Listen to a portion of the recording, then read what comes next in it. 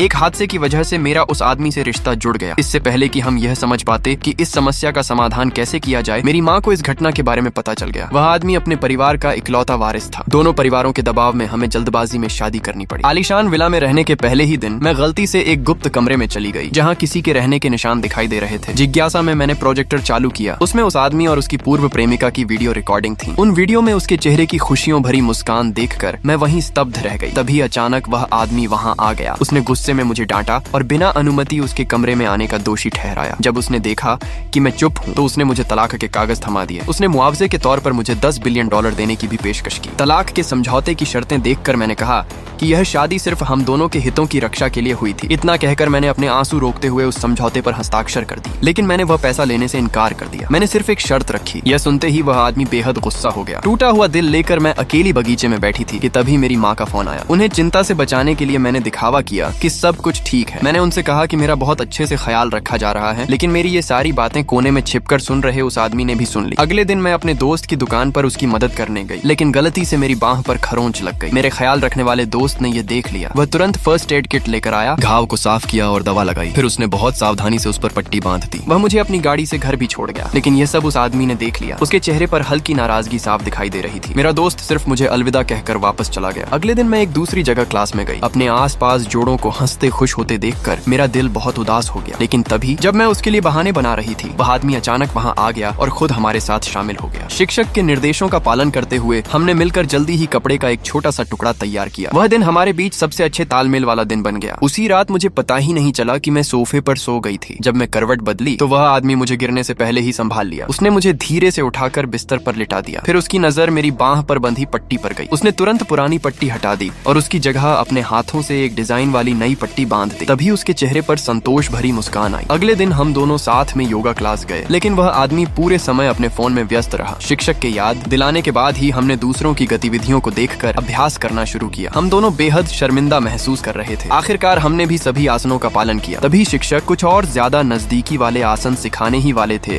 कि मैंने पेट दर्द का बहाना बनाया और वहाँ से चली गई। लेकिन इस घटना ने भी हमारे बीच की दूरी काफी हद तक कम कर दी। फिर एक दिन मैं उसके पीछे पीछे उसकी कंपनी पहुंच गई। जैसे ही हम अंदर गए, एक महिला ने आते ही उसे गले लगा लिया। मैं तुरंत पहचान गई कि वह उसी आदमी का पहला प्यार थी। उसके सवालों का जवाब देते हुए वह आदमी मेरी पहचान बताने ही वाला था, लेकिन मैंने खुद आगे बढ़कर कहा कि मैं सिर्फ नई सेक्रेटरी हूँ। इतना कहकर मैं मुड़ी और वहाँ से चली गई। जैसे ही मैं दरवाजे से बाहर निकली, मुझे एहसास हो गया कि अब मेरे और उस आदमी के बीच किसी भी तरह की कोई संभावना नहीं बची।